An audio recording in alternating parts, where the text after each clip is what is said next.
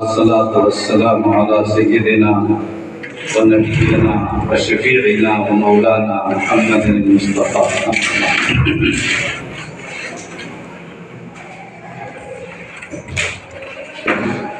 حضرت ناظم صاحب دامت برکاتہم اور جملہ علماء اور شرکاء، آج کی یہ مجلس تربیتی مجلس اور علمی مجلس رہی۔ مجھے اگرچہ کہ اجازت تھی کہ میں شروع سے شریک نہ ہوتا، لیکن میں محرومی محسوس کرتا اگر میں شریک نہ ہوتا، کیونکہ اس طرح کی مجالس میں بات تھوڑی ٹھیک کر دیں، اس طرح کی مجالس میں انسان بہت کچھ سیکھتا ہے، اور ایسا بہت ہوا ہے کہ نئے فضلہ اور نئے علماء اور اساتذہ بعض ایسی کام کی چیزیں لے کر آتے ہیں جو پرانے لوگوں کو معلوم نہیں ہوتی، کیونکہ دور ترقی پذیر ہے اور حالات تبدیل ہو رہے ہیں۔ دنیا ایک پلیٹ کی طرح ہو گئی ہے، جس کے پاس جتنے وسائل ہیں ان وسائل کی روشنی میں اس کی معلومات کا معیار اب نہیں بلند ہوتا جا رہا، تو اسی لیے جدید صالح اور قدیم نافع کا جو ایک تصور تھا وہ بہرحال اس دور میں کام آتا ہے اور کام اس کو لانا چاہیے۔ مجھے بڑی خوشی ہے کہ بڑے قیمتی محاضرات ہوئے اور کئی نئے چہروں سے میری آشنائی ہوئی اور ان کے علم اور ان کی قابلیت کا بھی اندازہ ہوا۔ اللہ تعالیٰ ان لوگوں کے مراتب میں اضافہ کرے، ان کی صلاحیتوں میں اضافہ کرے اور ان کے فیض کو عام اور تام فرمائے۔ آمین۔ اکثر گفتگو جو ہوئی وہ لسانیات کے تعلق سے عربی زبان و ادب یا اور بھی جو چیزیں ہیں لسانیات، اور کچھ اپنے حوالے سے کچھ دوسروں کے حوالے سے۔ علم کہیں سے بھی لیا جا سکتا ہے، معیوب نہیں ہے۔ جب مسلمانوں نے دنیا میں ترقی کی اور حکمرانی کا معیار قائم کیا تو مسلمانوں نے یونانیوں کے علوم کو بھی ترجمہ کر کے عربی میں اپنے لیے لے لیا تھا۔ یہ منطق و فلسفہ کا جو یہ سارا سرمایہ ہے یہ اپنا نہیں ہے، یہ یونانیوں سے آیا تھا، لیکن اچھی چیزوں کو اس میں سے منتخب کر لیا گیا جس کو ہم جدید نافع کہتے ہیں، اور اس کا استعمال کیا گیا تھا۔ اس حساب سے اگر کسی امریکی استاذ نے، کسی معلم نے یا انگریز مستشرق نے اگر کوئی محنت کی ہے کسی میدان میں تو اس کی محنت کی قدر ہونی چاہیے اور اس سے استفادہ کرنا چاہیے۔ ہمارے کتب خانے میں کئی مستشرقین کی بڑی تحقیقی کتابیں موجود ہیں، علمی کتابیں موجود ہیں جن سے ہم آئے دن استفادہ کرتے ہیں، اور ہمارے پاس اس معیار کی کوئی کتاب نہیں، ایسا بھی محسوس کیا گیا۔ کئی موضوعات پر، خاص طور سے لغت کے موضوع پر یا فہرست کے موضوع پر جو محنت ان حضرات نے کی ہے اس سے ہم لوگ استفادہ کرتے ہیں، اور اس کا اعتراف کیا ہے ہماری علمی دنیا نے، اسلامی دنیا نے۔ اس لیے مجھے کوئی اس میں دریغ نہیں محسوس ہوتا کہ کسی امریکن یا کسی برطانوی مفکر یا معلم یا مستشرق کی تحقیقات کو ہم پیش کریں اور اس سے استفادہ نہ کریں۔ البتہ یہ بات ضرور محسوس ہوئی کہ جو چیزیں پیش کی جا رہی ہیں یا پیش کی گئی ہیں وہ چیزیں ہمارے یہاں پہلے سے موجود ہیں، اور چاہے وہ مدارج ہوں، چاہے مقاصد ہوں، چاہے اہداف ہوں، چاہے تدریس کے مراحل ہوں، وہ ساری چیزیں ہمارے پاس موجود ہیں پہلے سے، اور ہر مدرس اور ہر معلم اپنے تجربات کے لحاظ سے ایک درجہ بندی کرتا ہے، اور اس درجہ بندی کو وہ خاص انداز سے پیش کرتا ہے۔ کوئی ضروری نہیں ہے کہ اس کی ترتیب کو یا اس کی درجہ بندی کو ہم مان ہی لیں، جو اس کا اپنا تجربہ ہے اپنے تجربات کے لحاظ سے وہ طلبہ کو بھی اور علوم کو بھی اور طریقۂ تعلیم کو بھی مختلف درجات میں تقسیم کر سکتا ہے، لیکن ہو سکتا ہے کہ ہم اس کو نہ تسلیم کریں، ہم ایک نیا معیار اور نئی ترتیب قائم کریں۔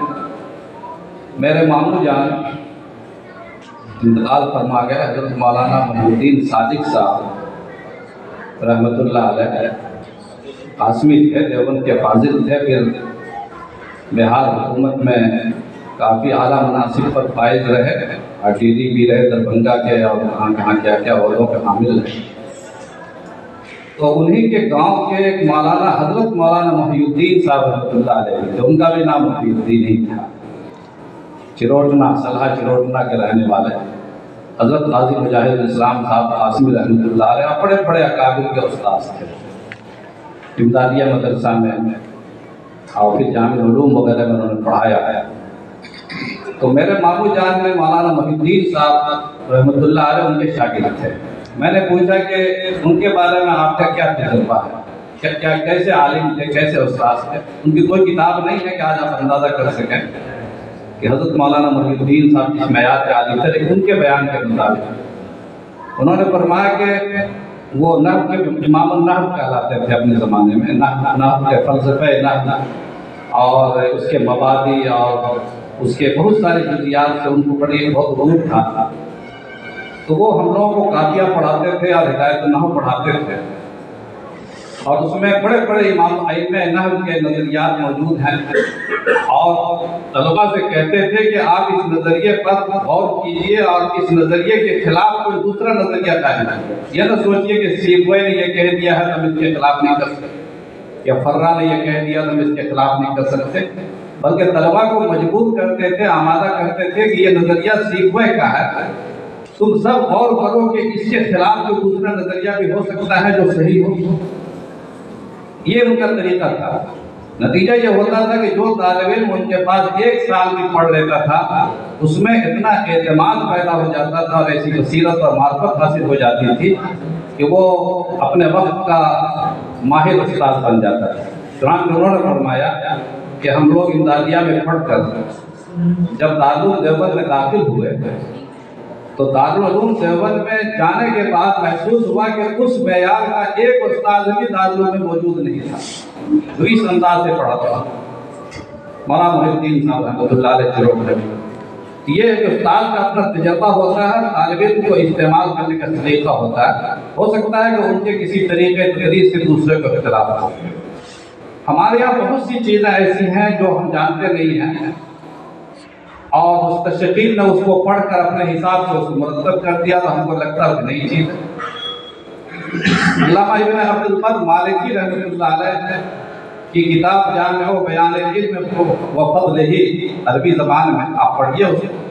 امام غزالی کی جو احیاء العلوم ہے اس میں جو ان کا کتاب العلم ہے، اور علم کے مختلف مراتب اور مقاصد اور مدارج اور اہداف پر گفتگو کی ہے۔ میں نہیں سمجھتا ہوں کہ اس دنیا میں کسی بھی بڑے سے بڑے مفسر اور معلم اور استاد اس سے بہتر گفتگو کی۔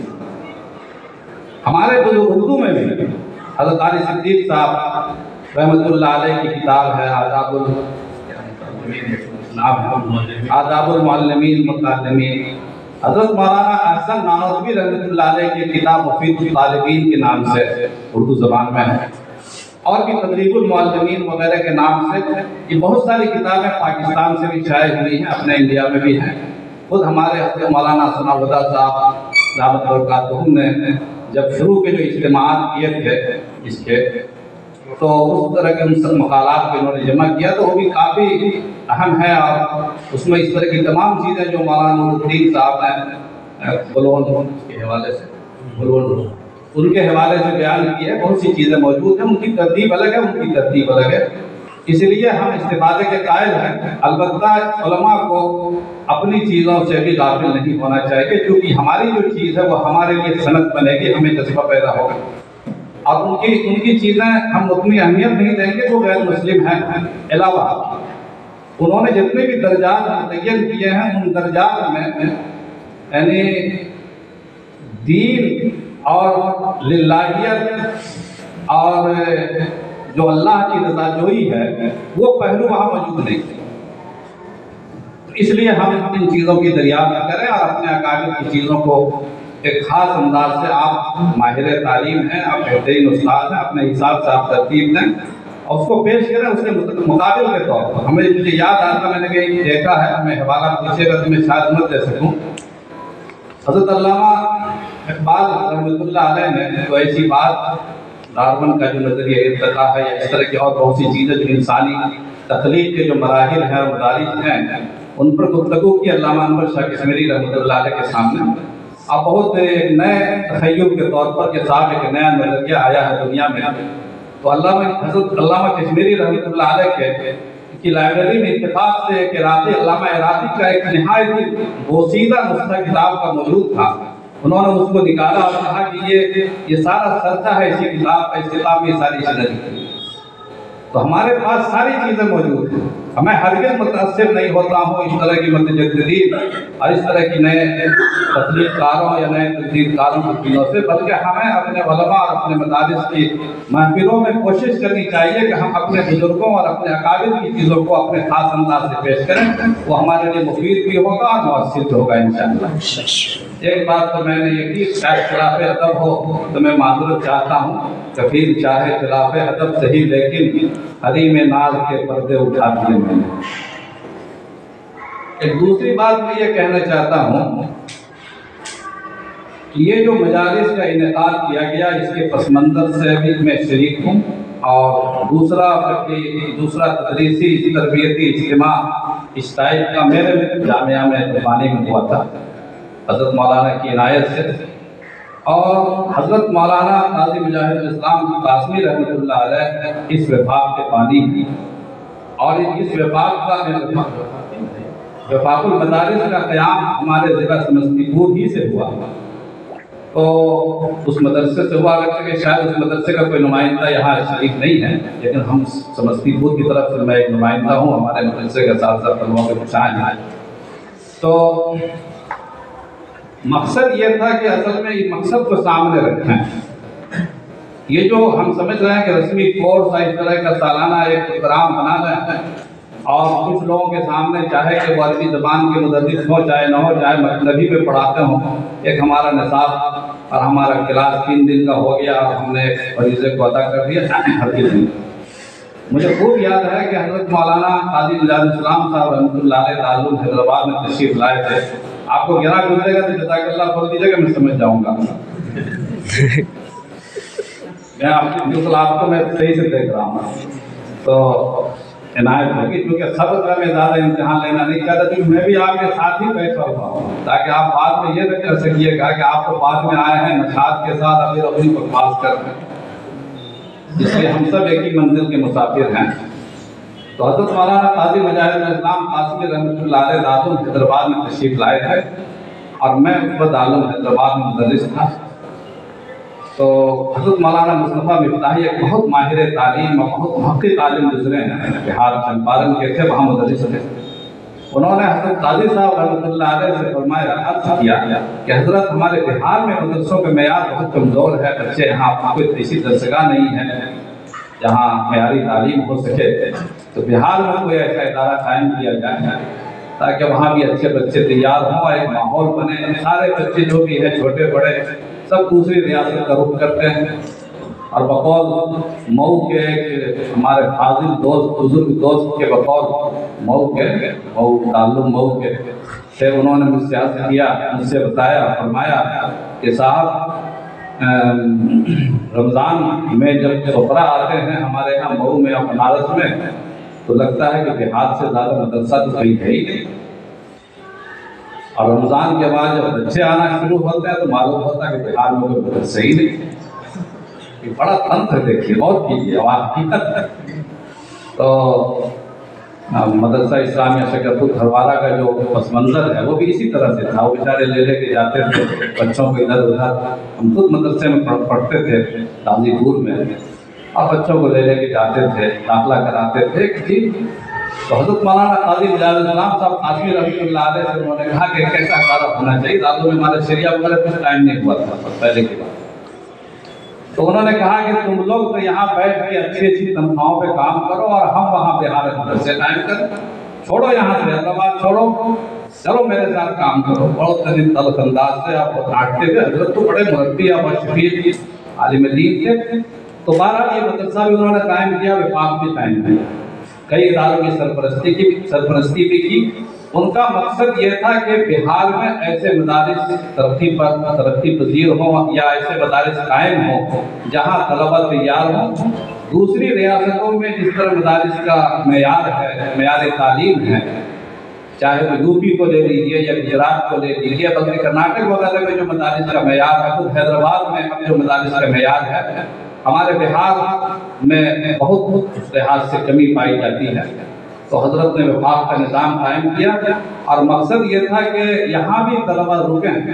سب سے پہلا مسئلہ ہے طلبہ کے رکنے کا، اور طلبہ جب رکیں گے اس وقت رکیں گے جب طلبہ کی تعلیم اچھی ہوگی۔ اچھی تعلیم نہیں ہوگی طلبہ نہیں رکیں گے۔ ہمارے یہاں سب سے بڑی کمی یہ ہے کہ فاضل سے فاضل استاد اور اچھا سے اچھا استاد اپنی ساری صلاحیتوں کے باوجود پڑھانے کو تیار ہے۔ بہار کی مٹی یا یہاں کے آب و ہوا میں کیا تاثیر ہے کہ یہاں کا آدمی یعنی گفتار کا بازی زیادہ ہو جاتا ہے، کردار میں پیچھے ہو جاتا ہے۔ دوسری ریاستوں میں خوب کام کرتے ہیں، اور جب اپنے یہاں بیٹھیں گے تو بالکل ہمارے حضرت مولانا عبدالحنان صاحب کی زبان میں یہاں کا مزاج ہے حاکمانہ، بلکہ مزاج بن جاتا ہے۔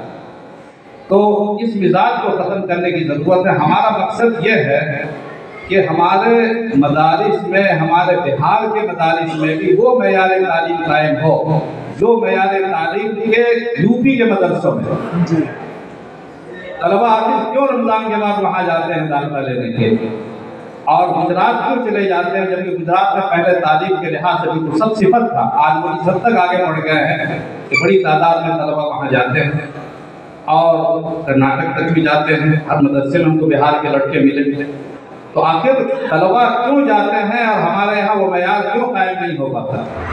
تو ہم اس معیار کو سامنے رکھ کر جو مروجہ معیار ہے دارالعلوم دیوبند کا یا ندوۃ العلماء کا یا مظاہر العلوم کا یا جو بڑے ادارے ہندوستان کے ہیں، ان کا جو مروجہ معیار ہے، اس مروجہ معیار کو سامنے رکھ کر کے ہم اپنے معیار کو سامنے بلند کریں، اس کے مطابق کریں، تاکہ طلبہ ہمارے یہاں جو رکیں گے کہ یہ تو وہی چیز ہے جو وہاں ہمیں ملتی یہاں بھی ملے۔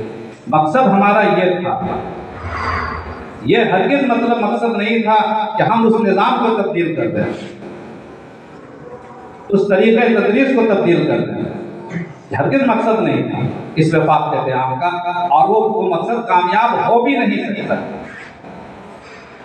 اس لیے کہ آپ پہلے اس معیار تک پہنچیں اور کم سے کم اس کی نظیر تو بنیں، اس کے بعد کوئی جدید چیز پیش کیجیے گا تو وہ لوگ قبول کریں گے۔ ابھی تو آپ اس لائق بھی نہیں ہے کہ جو مروج چیز ہے، مروجہ نظام ہے، اس مروجہ نظام کے مساوی یا متوازی طور پر آپ کھڑے ہو سکیں، ابھی اس لائق نہیں ہے۔ ہمارے مدارس میں اس معیار پر نہیں ہے، سہولتوں سے کچھ نہیں ہوتا ہے دوستوں بزرگوں، معیار تعلیم ہونا چاہیے۔ ہمارے اساتذہ میں وہ احساس ذمہ داری نہیں ہے، اور وہ جوش عمل نہیں ہے جو جوش عمل ہونا چاہیے استاد کا، جو پہلے زمانے میں ہوا کرتا تھا۔ اسی مدرسہ امدادیہ کا جو معیار تھا، پہلے جامع العلوم کا جو معیار تھا، یا جو دیگر بڑے مدرسوں کا معیار تھا، وہ معیار نہیں ہے۔ تو اصل اس جوش عمل کو، اس طریقے کو ہمیں اپنے اندر لانے کی ضرورت ہے۔ ہم اس طریقے کو ہٹا کر کے ایک نیا طریقہ ایجاد کریں اور بتائیں کہ صاحب اس طریقے سے ہم اس کو پڑھائیں، اس طریقے سے ان آلات کا ہم استعمال کریں، پروجیکٹر کا استعمال کریں۔ اس سے ایک نئی چیز، نیا نظریہ، نیا تخیل تو ضرور سامنے آئے گا، لیکن ہمیں فائدہ کیا ہوگا؟ ہمارے مدرسوں کا معیار اس سے کیا بلند ہوگا؟ یہ طلبہ کہ آپ کے پاس رکیں گے پھر یہی بھاگ کے وہاں چلے جائیں گے کہ صاحب یہاں جو نئی نئی چیز سامنے آ رہی ہے، ہم کو تو دارالعلوم دیوبند میں داخلہ لینا ہے، ہمیں تو مظاہر میں داخلہ لینا، ہمیں شاہی میں جا کے پڑھنا ہے، ہمیں وہاں جا کے پڑھنا ہے۔ تو یہ کون سی مخلوق تیار کرنا چاہتے ہیں؟ یہاں پر میں ایک بات اور عرض کر دوں، گرانا گزرے، کیونکہ اب بات کہنی چاہیے، اپنے دوستوں کی محفل ہے، غیروں کی محفل نہیں ہے، اور آپ بھی اسی برادری کے ہیں جس برادری کا میں ہوں۔ میں بھی طالب علم ہوں آپ کی طرح، اور اسی طرح انہی مدرسوں سے پڑھ کر کے تھوڑا بہت سیکھا ہے۔ پہلے زمانے میں جو مدرسوں کا معیار تھا، جو موجودہ نظام ہے، مروجہ نظام ہے، اس سے افراد تیار ہوتے تھے۔ یہ نظام یہ فرسودہ نہیں ہوا، یہ نظام ایسا نہیں ہے کہ اس کو اب ترمیم کر دینے کی ضرورت ہے یا بدل دینے کی ضرورت ہے. اگر یہ نظام فرسودہ ہو چکا ہوتا تو پھر دوسرے مدرسوں میں، دوسرے بڑے مدرسوں میں یہ رجال کار یا افراد کہاں سے تیار ہو رہے ہیں؟ قاسمیوں کی تعداد اتنی زیادہ کیوں ہے؟ مظاہریوں کی تعداد، ندویوں کی تعداد اتنی زیادہ کیوں؟ اس کا مطلب ہے کہ نظام تعلیم ابھی زندہ ہے اور افراد پیدا کر رہا ہے. تو جب ایک نظام تعلیم افراد پیدا کر رہا ہے تو اس نظام تعلیم کو اپنانے کی ضرورت ہے، اس کو بدلنے سے کوئی فائدہ نہیں ہے. اس نظام تعلیم کو ہم زندہ کریں اور اس کو اپنے مدرسوں میں جاری کریں. علوم کی دو قسمیں اصل میں ہیں. میں سب کو آپ لوگ جانتے ہیں، ایک مذاکرہ ہے، آپ سب علماء ہیں، فضلہ ہیں، اور میں تو ایک معمولی طالب علم ہوں. علوم کی دو قسمیں ہیں، علوم عالیہ اور علوم عالیہ. پڑھایا جاتا سب کو معلوم، علوم عالیہ اور علوم عالیہ. علوم عالیہ کا مطلب یہ ہے کہ ایسے علوم جو ہمیں مقاصد تک پہنچنے کے لیے وسائل فراہم کرتے ہیں، چاہے وہ لسانیات کا علم ہو، معاشیات کا علم ہو، منطق و فلسفہ کا علم ہو، فلکیات ہو، علم حیات ہو، یا آج کے دور میں سائنس ہو، جغرافیہ ہو. یہ جو علوم ہے یہ علوم عالیہ ہے. یعنی یہ علوم مقصود بالذات نہیں ہے. یہ ان علوم کو پڑھنے سے انسان میں ایسی صلاحیت پیدا ہو جاتی ہے کہ وہ طالب علم علوم عالیہ پڑھنے کا متحمل ہو جاتا ہے. اس کو ہمیں سمجھنا چاہیے.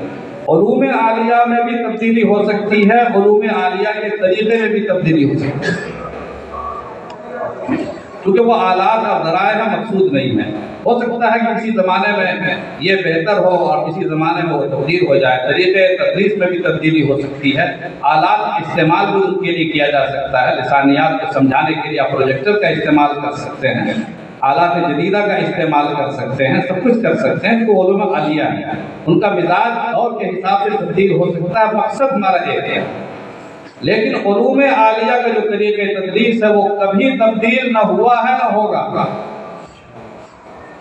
میں واضح کر دینا چاہتا ہوں، ہماری 1400 سال کی تاریخ میں علوم عالیہ کا طریقہ، جب سے کتابیں آئی ہیں، کتابیں جب تک نہیں تھی وہ طریقہ تھوڑا دوسرا تھا. سوال و جواب کے انداز سے پہلے علوم کی تعلیم کی جاتی تھی. لیکن جب سے کتابیں آئی ہیں، پہلے بھی طریقے تدریس وہی تھا، آج بھی طریقے تدریس وہی. جتنی کتابیں بھی ہمارے نصاب میں داخل ہیں، چاہے وہ متون ہو، چاہے امہات الکتب ہو، چاہے وہ شروحات ہوں، چاہے وہ اس کے بعد کی ذیلی چیزیں ہوں، ان تمام کا مزاج ایک ہے اور وہ تمام پرانی صدیوں کے لکھے ہوئے ہیں. آج تک کسی مدرسے نے خارج نہیں کیا. یونیورسٹیوں میں بھی وہی کتابیں پڑھائی جاتی ہیں. ہدایہ کتنی پرانی ہے، 6 صدی کے بزرگ ہیں. قدوری سب سے پرانا متن اس کو کہا جاتا ہے، قدوری. وقایہ اور پھر شرح وقایہ پرانا متن ہے، 7ویں صدی کے بزرگ ہیں. اسی طریقے سے حدیث اور قرآن کو جانتے ہیں کہ قرآن کریم تو وہی پرانی چیز ہے. تفسیریں وہی قدیم عہد کی لکھی ہوئی چیزیں ہیں، یا حدیثیں سب اسی دور کی لکھی ہوئی ہیں. تمام بخاری، مسلم، ترمذی، اس میں تو آپ کو نیا چیز آپ لا نہیں سکتے. تو جو علوم عالیہ ہیں، علوم عالیہ کی جو کتابیں ہیں وہ کتابیں وہی ہیں جو عہد قدیم میں بھی پڑھائی جاتی تھی اور آج بھی وہی داخل نصاب. افراد تو پیدا ہونے چاہیے انشاءاللہ. ہمارے اخلاص میں کمی ہے، ہمارے لگن میں کمی ہے. اور کتابوں کو تبدیل کیوں نہیں کیا گیا؟ مجھے ارشاد رحمانی کی وہ بات یاد آئی. حضرت مولانا محمد علی منگیری رحمۃ اللہ علیہ کی کتاب ہے ارشاد رحمانی، جو حضرت مولانا فضل الرحمن گنج مراد آبادی رحمۃ اللہ علیہ کے افادات کا، ارشادات کا مجموعہ ہے. خود حضرت مولانا فضل الرحمن نے اس پر دستخط کیا تھا، اس کی تصدیق فرمائی تھی.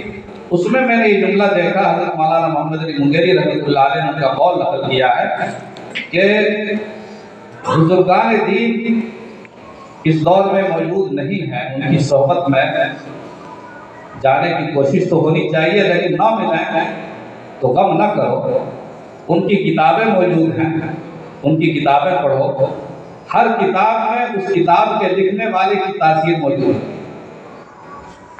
یہ حضرت نے لکھا، ہر کتاب میں اس کتاب کے لکھنے والے کی، مصنف کی کیفیت موجود ہوتی ہے.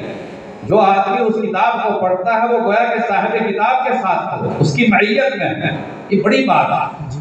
صاحب علامہ مدنی نانی نے جو کتاب لکھی، اس کتاب کو پڑھنے کی جو لکھنے کی جو کیفیت ہے، تاریخ میں درج ہے، آپ سب کو پتا ہے. یا علامہ امام قدوری رحمۃ اللہ علیہ کی کتاب، یا امام محمد رحمۃ اللہ علیہ کی کتابیں، یا سرخسی کی کتابیں، ان کتابوں کا جو درجہ ہے کوئی کتاب اس کا متبادل نہیں بن سکتی ہے. اسی لیے آج تک اتنی صدیوں سے یہی کتابیں آج بھی عالمیت اور فضیلت کا معیار ہے. کتابیں تبدیل نہیں کی. علوم عالیہ میں کوئی تبدیلی نہیں کی جائے. علوم عالیہ میں تبدیلی کی جا سکتی ہے. ایک بات مجھے یاد آئی، علوم عالیہ میں بھی آپ کو یہ دیکھنا پڑے گا کہ آپ نیچے سے جو کتاب پڑھا رہے ہیں، ان نیچے سے پڑھائی جانے والی کتاب کو زینہ بنایا جائے گا اس سے اوپر والی کتاب کے لیے، اس سے اوپر والی کتاب کو زینہ بنایا جائے گا اس سے اوپر والی کتاب کے لیے. زینہ بزینہ جس کو مدارج بولتے ہیں، طالب علم کی حیثیت اور صلاحیت کے لحاظ سے کتابوں کا انتخاب کیا گیا ہے. اگر آپ ایسا طریقے تدریس اختیار کر لیں نیچی کتاب کو پڑھانے کا جو اوپر والی کتاب کے لیے وہ معاون نہ بن سکے، تو ایسا زینہ بیکار ہے کہ نہیں. جس زینے سے آپ اگلے زینے پہ قدم نہ رکھ سکیں، کیا وہ زینہ کو آپ قبول کریں گے؟ یہ زینہ ہمارے لیے اوپر والے زینے کے لیے اگر وہ مددگار ہوتا ہے تو یہ زینہ بھی قابل قبول ہے. میں ایک فلسفیانہ بات آپ سمجھ رہے ہیں، میں ایک مثال دیتا ہوں. اسم کی تعریف، اسم کی تعریف کیا ہے؟ نومیر پہ بھی ہے. یہ لسانیات کی گفتگو علوم عالیہ کی بات میں سنا رہا ہوں. اسم کی تعریف کیا ہے؟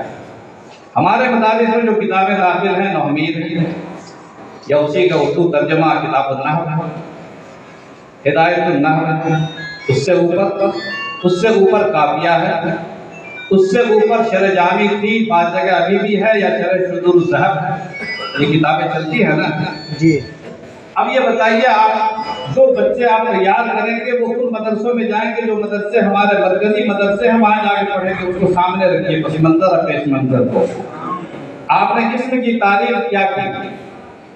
آج کے میں نے دیکھا ویکیپیڈیا میں جو ہر چیز کی وہ تعریف لکھنا کیے رہتا ہے، اور بھی جدید جو درسگاہیں ہیں، جو اصلی کتابیں ہیں، اس میں اسم کی تعریف وہی لکھی ہے، اور معذوروں کی زبان سے آج بھی وہ نکل جاتا ہے کیونکہ انہوں نے وہی پڑھا ہے کہ اسم کہتے ہیں، اسم کی تعریف یہ ہے چند چیزوں کے نام کو، یعنی اس شہر، یہ کتاب، یہ آدمی، ان چیزوں کے نام کو اسم کہتے ہیں. یہ ویکیپیڈیا میں بھی اس کی تعریف کی گئی ہے. جیسے کلکتہ، زید، بکر، فلاں، نام کو اسم کہتے ہیں. اصل میں انہوں نے وہ فرار اختیار کیا اس تعریف سے جو تعریف کی ہماری کتابوں میں، ہماری کتاب میں نومیر میں اس کی تعریف اسم کی کیا کی گئی وہ دیکھ لیجیے. ہدایت النحو میں کیا کی گئی؟ ہدایت النحو میں اسم کی تعریف کی گئی کہ اسم کی تعریف یہ ہے بحد الاسم ما يدل على معنى في نفسه. اسم کی تعریف یہ ہے، اسم کی تعریف یہ ہے جو ایسے معنی پر دلالت کرے جو اس کے اندر، لفظی ترجمہ کر رہا ہوں، جو اس کے اندر ہو اور اس میں کسی زمانے کی شمولیت نہ ہو. یہ اس کی لفظی ترجمہ ہے. اب کہا کہ یہ کیا تعریف ہے؟ یہ تو بالکل مشکل ہے، تو بچہ سمجھے گا ہی نہیں کہ ایسے معنی پر دلالت کرے جو اس کے اندر موجود ہو. اصل میں ترجمہ ہم نے غلط کیا. نومیر میں صحیح ترجمہ کیا گیا تھا، کیونکہ نومیر کی جو سطح ہے وہ ابتدائی ہے. نومیر میں ترجمہ اس کا یہ کیا گیا تھا کہ اسم کہتے ہیں ایسے لفظ کو جو اپنا معنی خود سمجھا جائے، جس کا معنی خود سمجھ میں آ جائے، کسی کو ملانے کی ضرورت نہ پڑے، اور اس میں کوئی زمانہ شامل نہ ہو، ماضی، مستقبل، حال وغیرہ کا زمانہ شامل نہ ہو، فعل میں ہوتا ہے. اسم کی تعریف صرف نومیر میں اتنی ہے کہ جس کا معنی ہمیں خود سمجھ میں آ جائے. عربی میں اس کو کہا گیا کہ ما يدل على معنى في نفس، تو ہم نے ترجمہ لفظی کر دیا، اس لیے مشکل معلوم ہو رہا. لیکن نومیر میں اس کا ترجمہ کیا گیا جس کا معنی خود سمجھ میں آ جائے. بولتے ہی زید ہم نے بولا تو سمجھ میں آ گیا کہ زید، کلکتہ بولا تو کلکتہ سمجھ میں آ گیا. اور حرف اس کو کہتے ہیں جس کا معنی خود سمجھ میں نہ آوے، کسی کو ملانے کی ضرورت پڑے. کا فلاں مقام سے فلاں مقام تک، تو سے بھی حرف ہے اور تک بھی حرف ہے، تو جس کا معنی خود سمجھ میں نہ آئے اس کو حرف کہتے ہیں بغیر ملائے ہوئے، اور جس کا معنی بغیر ملائے ہوئے سمجھ میں آ جائے اس کو اسم کہتے ہیں۔ تو سوال یہ پیدا ہوتا ہے کہ آپ کو اسم کی تعریف وہی بتانی ہوگی جو کہ صحیح تعریف بتائی گئی ہے ہدایت النحو میں، اور یہی تعریف نقل کی گئی ہے شرح جامی میں، یہی تعریف نقل کی گئی ہے شرح صدور الذہب میں۔ اگر آپ نے یہ تعریف بچے کو بتا دیا کہ اس میں نام ہے فلاں فلاں چیزوں کے نام کا، یہ تعریف ایک تو اس لحاظ سے غلط ہے کہ حقیقت کے خلاف ہے، دوسرے ان کتابوں تک پہنچنے میں اس بچے کو تک پریشانی ہوگی کہ پھر یدل علی معنی صحیح کا کیا مطلب ہے، جب ناموں کا نام اسم ہے، مصدر بھی اسم ہے نحو کے اصطلاح کا، جبکہ وہ نام نہیں۔ ایسی کئی چیزیں ایسی ہیں وصف کی چیز، وصف کے تعلق سے ان کا استعمال کیا جاتا ہے، اس کو اسم نحو کی اصطلاح میں کہا جاتا ہے، فعل اور حرف نہیں کہا جاتا ہے، لیکن وہ کسی چیز کے نام نہیں ہے۔ تو ایک تو وہ حقیقت کے خلاف ہے، ہم نے مسمى کو اسم قرار دے دیا، مدلول کو ہم نے دلیل بنا دیا، دال بنا دیا۔ دوسرے ایسی تعریف ہم بتا رہے ہیں بچے کو کہ جب ہدایت النحو میں وہ جائے گا تو وہ تعریف اس کی کٹ جائے گی، وہ سمجھ ہی نہیں پائے گا بھائی ہم نے تو وہاں یہ تعریف پڑھی تھی، ہدایت النحو یہ تعریف ہو گئی، اوپر یہ تعریف ہو گئی۔ تو ہمیں ایسے طلبہ تیار کرنا چاہیے اور ایسی زبان استعمال کرنی چاہیے کہ نیچے سے اوپر تک کی ساری کتابیں، سارے علوم مربوط ہوں۔ سبحان اللہ، اس کا خیال ہمیں رکھنا چاہیے میرے خیال سے۔ تو ایک بات تو مجھے یہ کہنی تھی، اب میں بات ختم کروں گا، سبحان اللہ کے بعد جزاک اللہ نہ بولیے گا۔ اور ایک آخری بات تو بہت ساری ہے لیکن پھر انشاءاللہ ایک آخری بات یہ کہہ دوں گا کہ دیکھیے اصل چیز جو تربیت کی جو 3 روزہ کورس کی مجلس ہے، اس سے تربیت حاصل نہیں ہوتی، اس کا مقصد صرف ذوق پیدا کرنا، شوق پیدا کرنا۔ اور جتنے بھی اچھے مدرسین ہوئے ہیں تاریخ میں، کسی نے بھی یہ تربیتی کورس نہیں دیا۔ یہ تربیتی کورس محض ایک نمائش ہے یا زیادہ سے زیادہ ایک ذوق اور شوق کی نشو و نما کا ایک وسیلہ ہے۔ اسی لیے وفاق کے نام سے اور وفاق المدارس کے بین المدارس تربیتی اجتماع کے نام سے یوپی میں کوئی تنظیم نہیں، سارے مدرسے ماشاءاللہ بہار سے بہت اچھے ہیں، گجرات میں کوئی تنظیم نہیں ہے اس نام سے اور نہ کوئی تربیتی اجتماع ہوتا ہے۔ اس لیے اصل تربیت جو پیدا ہوتی ہے، احساس پیدا ہوتا ہے اپنے مسلسل اندر کے شوق کی بنیاد پر اشتغال بالعلم سے پیدا ہوتا ہے۔ ہمارا اشتغال ختم ہو چکا ہے کتابوں سے، اشتغال بالکتب، اشتغال بالعلم کے ذریعے سے جو پیدا ہوگا اس سے احساس پیدا ہوگا۔ آج کل تصنیف و تالیف کی مشق کرائی جاتی ہے، مضمون نگاری کی مشق کرائی جاتی ہے۔ صاحب ہدایت نے کون سی مشق کی تھی، کہاں پر ایسی کتاب لکھ ڈالی انہوں نے، کیا اس کا جواب نہیں ہے؟ علامہ کشمیری رحمۃ اللہ علیہ فرماتے تھے کہ ساری کتابیں اگر چل جائے تو میں اس کا بدل تیار کر دوں گا، مگر اس کتاب کا بدل بہت مشکل ہے۔ تو اندر کا جذبہ اگر زندہ نہ ہو، ضمیر بیدار نہ ہو اور انسان میں لگن نہ ہو، شوق نہ ہو، اشتغال بالعلم نہ ہو، تو اس طرح کے سارے رسمی کورس بیکار ہیں۔ آپ سمجھتے ہیں کہ اصلی درس گاہوں میں بی ایڈ کا کورس کر کے یا اس طرح کی جو اختصاص اور ٹریننگ کے کورس کر کے کیا اچھے مدرسین پیدا ہوتے ہیں؟ یہ صرف رسمی لوازم کی تکمیل ہے۔ حقیقت میں مدرس اس میں بھی وہی شخص ہوگا جس نے مسلسل جد و جہد کے ساتھ اور اشتغال کے ساتھ پڑھایا ہوگا بچوں کو، اور ساری زندگی اس نے درس و تدریس کا سلسلہ رکھا ہوگا، تو آخری عمر میں جا کے اس کو اختصاص اور تربیت حاصل ہو سکتی ہے۔ اس لیے یہ ساری چیزیں یہ رسمی ہیں۔ حضرت مولانا احمد حسن کانپوری رحمۃ اللہ علیہ کے بارے میں نے دیکھا کہ ایک دن میں 15 کتابیں پڑھاتے تھے، سب فنون کی کتابیں، بڑے بڑے فنون، متون تو کہا جاتا ہے کہ 60 متون ان کو یاد ہے، ان کا نام ہی ملا متون تھا۔ یہ حضرت مولانا محمود حسن دیوبندی شیخ الہند رحمۃ اللہ علیہ کے معاصر تھے، اور کانپور ایک مستقل یعنی نظریہ تعلیم، ایک مرکز تعلیم تھا، دارالعلوم دیوبند سے الگ۔ دیوبند کا اپنا ایک نظام تعلیم تھی، اس وقت ندوے کا نظام تعلیم وجود میں بھی نہیں آیا تھا۔ کانپور کا جو نظام تعلیم تھا، وہاں کا جو مرکز تعلیم تھا، اس کا اپنا ایک نظام تھا، اپنا سسٹم تھا۔ حضرت مولانا بشارت کریم گڑھولوی رحمۃ اللہ علیہ اس پورے علاقے کے لیے، بلکہ بہار کے لیے، ہندوستان کے لیے وہ سرتاج ہیں، روحانیت کا سرتاج ہیں۔ اس علاقے میں، اس خطے میں جب بھی کبھی آنا ہوتا ہے تو ایسا لگتا ہے کہ ان کی روحانیت کی خوشبو چاروں طرف پھیلی ہوئی ہے۔ اسی مرکز تعلیم میں، اسی نظام تعلیم کے پروردہ تھے مولانا بشارت کریم گڑھولوی رحمۃ اللہ علیہ۔ اتنا اونچا علم تھا ان کا کہ جنت الانوار پر یہ اندازہ کرے گا۔ میرے پردادا حضرت مولانا عبدالشکور صاحب رحمۃ اللہ علیہ، جو ان کے ہم ساتھی تھے، ہم عصر تھے، وہ بھی اسی نظام تعلیم کے پروردہ تھے، اور پھر وہاں سے وہ تشریف لے گئے دارالعلوم دیوبند، حضرت شاہ نور سے بھی انہوں نے پڑھا۔ اس طرح ان کی شخصیت میں اور ان کی ذات گرامی میں کانپور کا بھی نظام تعلیم اور دیوبند کا بھی نظام تعلیم دونوں جمع ہو گیا تھا۔ تو کانپور کے حضرت مولانا احمد حسن کانپوری رحمۃ اللہ علیہ 15 گھنٹہ پڑھا۔ ایسے علم نہیں آتا، اسی لیے جب مدرسہ فیض عام سے وہ الگ ہو گئے، جو سب سے پرانا مدرسہ تھا، دارالعلوم دیوبند سے بھی پرانا ہے 2 سال، تو ان کے الگ ہوتے ہی یعنی وہ دوسرا مدرسہ انہوں نے قائم کر لیا دارالعلوم کانپور کے نام سے۔ تمام طلبہ یہاں چلے جاتے ہیں۔ حضرت تھانوی رحمۃ اللہ علیہ ان کے چھوٹے لوگوں میں، وہ بھی کانپور میں رہے ہیں، 14 سال تک حضرت تھانوی رہے ہیں، وہ اصاغر اہل علم میں ہیں، ان کے مقابلے میں وہ اکابر اہل علم میں تھے، اور حضرت تھانوی رحمۃ اللہ علیہ کی کافی احترام سے حضرت کانپوری کا ذکر فرماتے تھے، وہ بزرگوں میں تھے۔ تو جب انسان میں ایسا جذبہ اور ایسا احساس پیدا ہو جائے تو انشاءاللہ وہ درسگاہ خود بن جاتا ہے۔ میرے حضرت الاستاذ مولانا اعجاز احمد صاحب آدمی رحمۃ اللہ علیہ، اللہ نے وہ کمال عطا فرمایا تھا پڑھانے کا کہ کوئی سا بھی علم ہو، کسی بھی فن کا علم ہو، قرآن و حدیث ہو، منطق و فلسفہ ہو یا ادب ہو، پانی کر کے رکھ دیتے تھے۔